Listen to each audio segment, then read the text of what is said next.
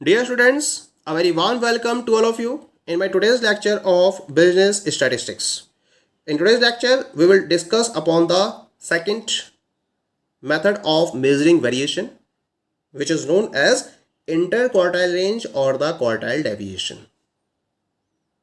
Dispersion या variation को major करने के पॉइंट ऑफ व्यू से ये सेकंड मेथड होता है, जिसे हम इंटरक्वार्टाइल रेंज या क्वार्टाइल डेविएशन का नाम देते हैं. क्या रिप्रेजेंट करता है ये? It represents the difference between the third quartile and the first quartile. तो सिंपल वे में थर्ड क्वार्टाइल और फर्स्ट क्वार्टाइल के डिफरेंस को हम इंटर क्वार्टाइल रेंज का नाम देते हैं. क्वार्टाइल्स के रिलेशन में हम प्रीवियस लेक्चर्स में प्रॉपर कॉन्सेप्ट इसका डिस्कस कर चुके हैं और किस तरह से इसको मेजर किया जाता है ये भी हम डिस्कस कर चुके हैं. तो हमें करना क्या है, इंटर क्वार्टाइल रेंज को कैलकुलेट करने के लिए Q3 में से Q1 को सब्ट्रैक्ट करना है. ठीक है.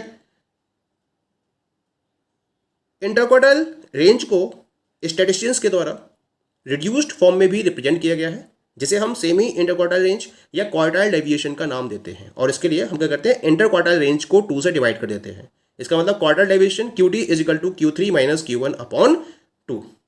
ठीक है. अब जो क्वार्टाइल डेविएशन है ये एक एब्सोल्यूट मेजर ऑफ डिस्पर्शन को डिफाइन करता है. अगर हमें इसके रिलेटिव मेजर को डिफाइन करना हो तो इसके लिए हम यूज करते हैं कोफिशिएंट ऑफ क्वार्टाइल डेविएशन का, और इसे कैलकुलेट करने के लिए एक फॉर्मूला यूज किया जाता है, that is coefficient of QT is equal to Q3 minus Q1 upon 2 divided by Q3 plus Q1 upon 2. 2 से 2 कैंसिल हो जाएगा, तो जो कोफिशिएंट ऑफ QT का फॉर्मूला आएगा that will be Q3 minus Q1 upon Q3 plus Q1. अब इसके use के रिगार्डिंग बात करते हैं. जो कोफिशिएंट ऑफ क्वार्टाइल डेविएशन है इसका यूज किया जाता है डिफरेंट डिस्ट्रीब्यूशंस में डिग्री ऑफ वेरिएशन को कंपेयर करने के लिए. जिसमें ये वैल्यू ज़्यादा होगी वहाँ वेरिएशन ज़्यादा होगा, और जिसमें ये वैल्यू कम होगी वहाँ वेरिएशन उतना ही कम होगा. तो डिफरेंट डिस्ट्रीब्यूशंस में डिग्री ऑफ वेरिएशन को कंपेयर करने के लिए कोफिशिएंट ऑफ QD का यूज किया जाता है. Okay. Now we will compute quartile deviation. The very first example is in reference of individual observations. The question is as follows. Find out the value of quartile deviation and its coefficient from the following data. Roll number is given you 1, 2, 3, 4, 5, 6, 7 and marks are given you 20, 28, 40, 12, 30, 15 and 50. Quartile deviation के relation में सबसे पहले तो हमें दिए हुए data को ascending order में अरेंज करना होता है. तो यहाँ पर हम पहले जो मार्क्स हैं, मार्क्स को हम अरेंज करेंगे इन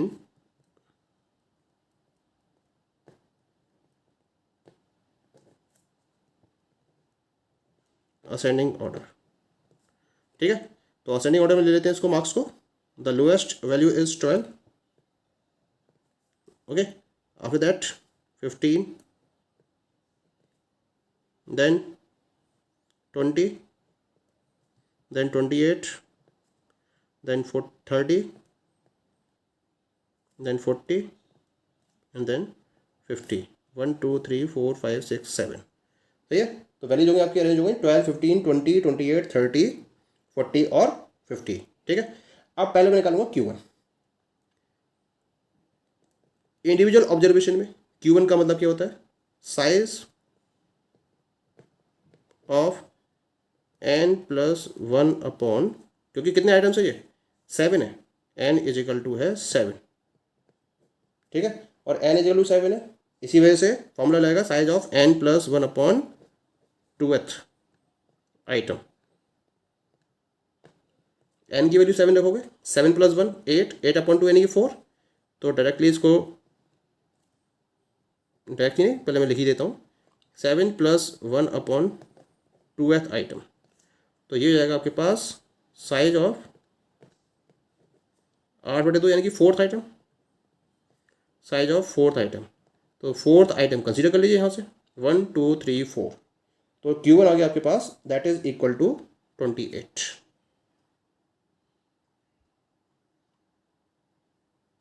हम Q1 की बात कर रहे हैं तो ये 4 आएगा, सॉरी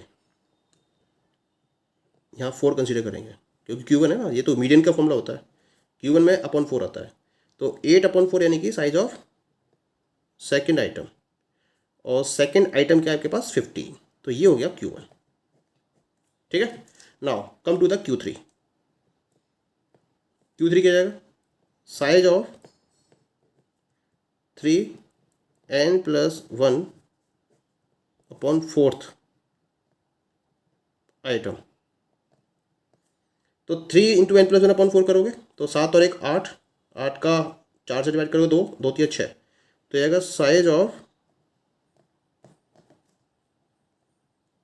6th आइटम। और 6th आइटम कितना है आपके पास, 1 2 3 4 5 6, दैट इज 40।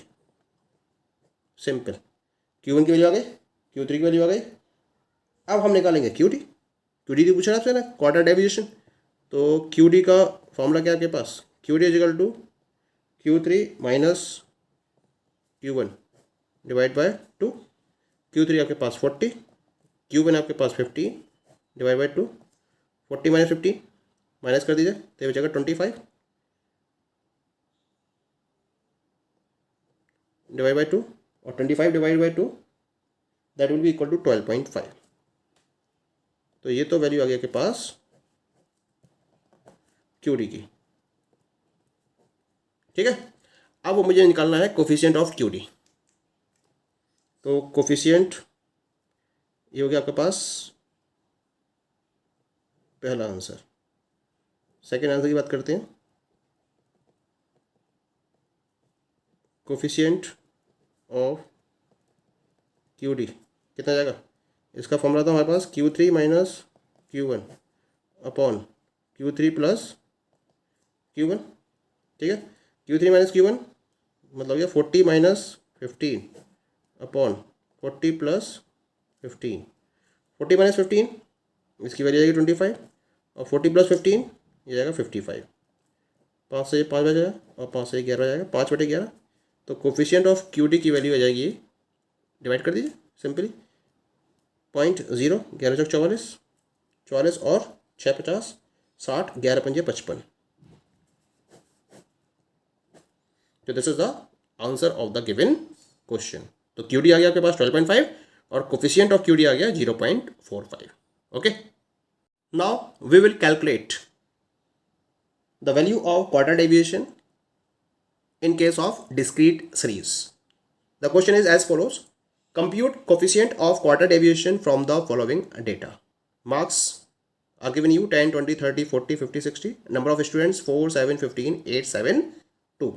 तो इसके रिगार्डिंग हमें क्या करना पड़ेगा, डिस्क्रीट सीरीज में हमें क्यूमुलेटिव फ्रीक्वेंसी को इंक्लूड करना होता है। ठीक है, तो इसी वजह से एक प्रॉपर टेबल तैयार करेंगे यहाँ पर, मार्क्स, फ्रीक्वेंसी और फिर क्यूमुलेटिव फ्रीक्वेंसी। मार्क्स नोट कर लीजिए यहाँ पर 10, 20, 30, 40, 50 और 60। इसका करस्पॉन्डिंग फ्रीक्वेंसी दे रखी है आपको 4, 7, 15, 8, 7 और 2। अब इसकी क्यूमुलेटिव फ्रीक्वेंसी कैलकुलेट कर लीजिए यहाँ पर। 4, 4 + 7 11, 11 + 15 26 + 8 34, 34 + 7 41, 41 + 2 दैट इज इक्वल टू 43। ठीक है, अब CF आ गई। अब मुझे निकालना है यहाँ पर सबसे पहले Q1 की वैल्यू, और Q1 का फॉर्मूला क्या लगेगा यहाँ पर, size of n+1 upon fourth item. तो ये आएगा साइज ऑफ n का मतलब है 43 होगा, इसका टोटल करेंगे तो ये 43 आएगा। 43 + 1 अपॉन फोर्थ, 43 + 1 44, 44 अपॉन 4 यानी कि 11 आएगा। तो size of 11th item, 11th ये तो ऑटोमेटिकली यहीं पर ही है केवल, तो इसका करस्पॉन्डिंग जो मार्क्स है वो 20 है, तो ये हो जाएगा Q1 की वैल्यू। ठीक है, Q1 20 आ गया। अब मैं निकालूंगा Q3। Q3 का फॉर्मूला क्या लगेगा यहाँ पर, डिस्क्रीट सीरीज के रेफरेंस में, size of 3n+1 upon 4।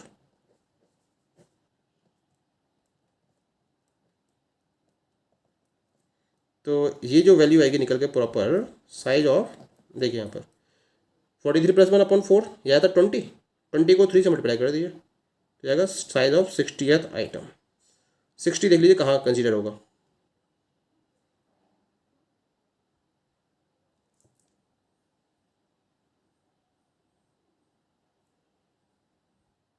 11 तियाँ, sorry 20 नहीं, 11th आइटम था ये आएगी 11 तियाँ 33, that is not 60th, that is 33th।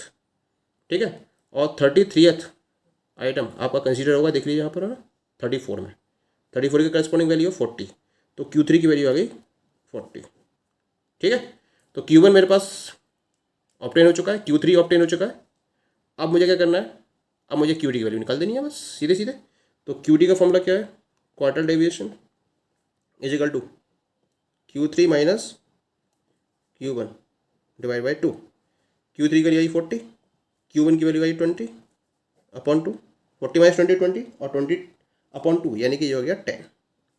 तो QD की वैल्यू तो आ गई मेरे पास 10, ये हो गया पहला आंसर। ठीक है, अब मुझे निकालना है सेकेंड आंसर। सेकेंड क्या है, second is coefficient of QD, और कोफिशिएंट ऑफ QD का फॉर्मूला क्या रहेगा, that will be Q3 minus Q1 upon Q3 plus Q1।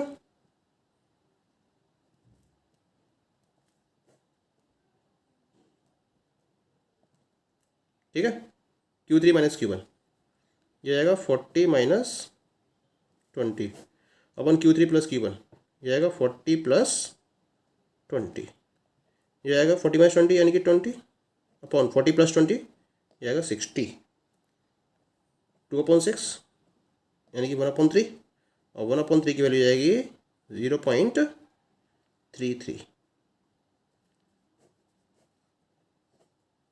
तो इस तरह से डिस्क्रीट सीरीज के केस में हम QD और कोफिशिएंट ऑफ QD की वैल्यू को कैलकुलेट कर सकते हैं। ओके।